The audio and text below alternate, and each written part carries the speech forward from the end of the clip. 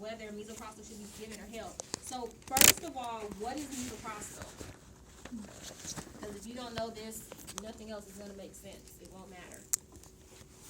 Nobody knows what misoprostol is. Anybody know what cytotec is? Thank you. It's an induction agent. It's actually a cervical ripening agent. So please know these medications. So if I use cytotec, misoprostol, same medication, what do I need to know about it?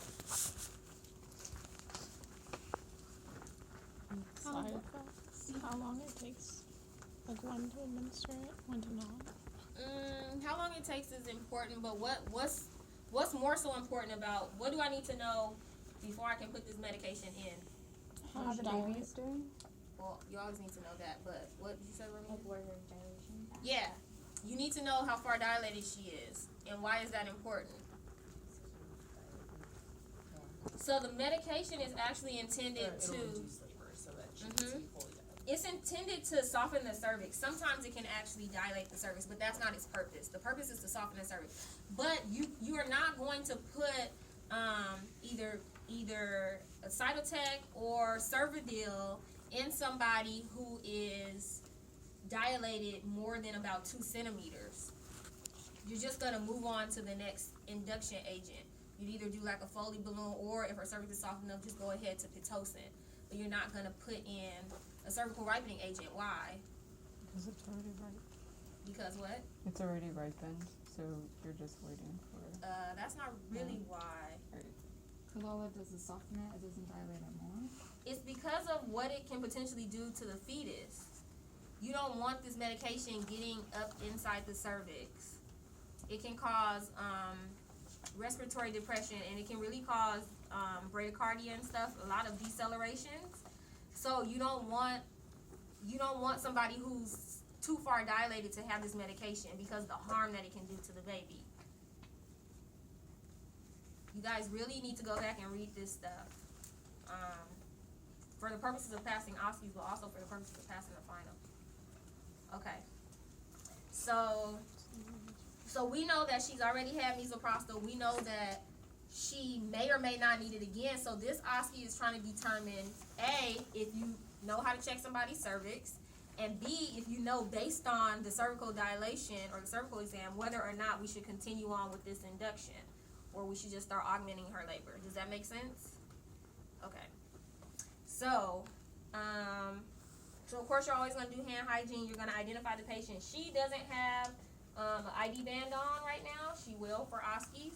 And you need to actually read it. So don't just say, yes, she has an ID band on, and that's it. You have to actually say that she's the right person. And sometimes, because we use these mannequins for a lot of different things, the name on the ID band doesn't match the name on the scenario. You should actually verbalize that. Wait, this says Mr. Jackson. Her name is supposed to be Miss Howard. So we might say, okay, yes, a discrepancy, we got it, keep moving. Just pretend it says Mrs. Howard. But verbalize it, yeah, you read it. Otherwise, although we have to make some things up, this is not a pretend environment. We don't want you pretending. We want you actually walking through all of the steps as you would in real life. So you look at her ID band, and then you're going to demonstrate and report what the correct positioning of her legs are or should be. So what is that? We're going to do a vaginal exam. Like spread apart and knees bent. Spread apart, but how?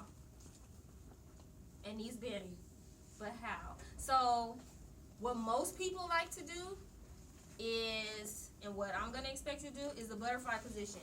Feet together, knees apart, just like this, and dead. She doesn't go up more than this, but her feet are together, her heels are together, and her knees are apart. This mannequin can't, she might be able to sit like that, but that's really hard to do a vaginal exam because you have to try to reach over and around somebody's legs. If their legs are like this, everything's right there for you. So, I mean, either way is fine, as long as her legs are up, her knees are bent, but I'm preferring this because it's easier for you as a nurse. It will save your back. So, gonna actually do her cervical dilation. So what I'm looking for is a few things, and you have to come in on your own time and play with this model, because I can't teach you this. You have to feel around and play with it to understand. This particular model has 4 different cervices. It doesn't go through 1 through 10 like that. But it has 4 different ones, and it has a cervix that's closed. Clearly it's closed. I can't get anything in there. Cannot get my finger in. It has a cervix that's approximately 3 centimeters or so. I can get both fingers in. If I wanted to spread it, I would, but we're not going to do that here. It's about 3 centimeters dilated. It has another cervix that's, about 5 centimeters dilated or so. I don't care if you say 5. I don't care if you say 6. I don't want you to say 10. Like, the little discrepancies between cervical dilation are normal. I might say somebody's 2 centimeters. Susan might say somebody's 2.5 or 3. That's fine. I just shouldn't say 2 and she say 5. That's too far off. Okay, and the last one is what I think should be complete, but it's more like 8, 9-ish, depending on what else is in here. Sometimes you can feel the rim, sometimes you can't. If you can't feel the cervix, you know somebody's 10 centimeters. If you can still feel the cervix, they're not 10 centimeters. They couldn't be, because you can still feel the cervix. So you need to tell what you feel when you go to check the cervix. Usually if you can only feel like the top of the cervix, or say the left side or right side, that's about 9. If you can feel the entire cervix, but it's just pretty big, is 8 or so. Okay, so play around with these on your own time so you can see what they feel like. I'm not really looking for you to give effacement, although you could. I'm looking more so for cervical dilation, and I'm looking to see that you know what position, hi Sherry, what position the fetus is in. So these osces were created before we got the model. This model comes with both vertex and breech position. So you need to tell me whether the infant is head down or breech. There's a vagina here, there's a scrotum here. Okay? There's a little anus here. So you need to be able to say breech or vertex. And if the fetus is vertex, you need to be able to tell me what position they're in. Are they OA? Are they OP? Not going to go as far as to say LOA, LOP. We could, but, I mean, if you want to give us that information, wonderful. But we just need to know if the head is facing up or down, if you can feel that. So this osce isn't that black and white. If a cervix is closed, you can't tell me the position of the fetus. You have no idea. And if you try to tell me the cervix is closed and it's breech, you're going to fail, because that's impossible. How could you know that it's breech if the cervix is closed? Now, if the cervix is 3 centimeters, 4 centimeters, you may or may not be able to tell. You should be able to, but, you know, you may or may not be able to tell based on the position of the fetus. If the cervix is almost complete, there's no way you should tell me I don't know what position the fetus is in.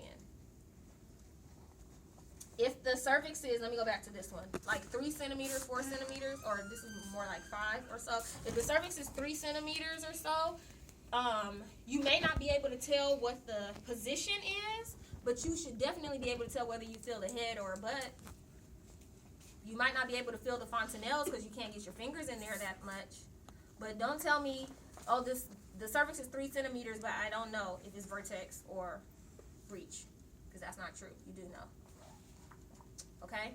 So really, I can't teach it to you. You have to play with it. You have to feel it for yourself to get a feel for what you're looking for. Remember that the posterior fontanelle is the triangle one. The anterior is the one that's shaped like a diamond. And so if the fetus is going to be head up, this is what? What position is this? Posterior occipital. Well, yeah. So what's it called? No. Occipital. Okay, but what? How do we say it? OP. Thank you.